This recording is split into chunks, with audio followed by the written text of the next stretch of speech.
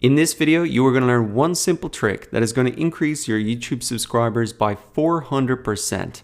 All you need to do is set up this pop-up box prompting visitors to subscribe to your YouTube channel when they visit your YouTube channel.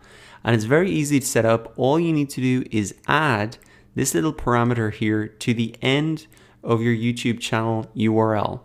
So if you go to your YouTube channel URL, you should see something like this, and then all you need to do is add this little parameter at the end, and then boom, here we have the pop-up box shown up. So I've included this little parameter and the full link as an example in the description of this video.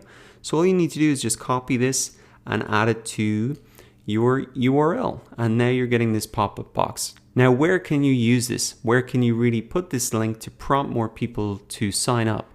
Well, you can put it at the end of any emails that you're sending out, any links that you might have to your social media profiles through emails, on your website, or even on other profiles that you have around the internet, so that when people click in through to check out your channel, then they're automatically prompted to subscribe, and you would be blown away at how this little simple trick can really increase your subscribers very, very quickly. Try it out for yourself, use it for your clients, or put it in your back pocket for later.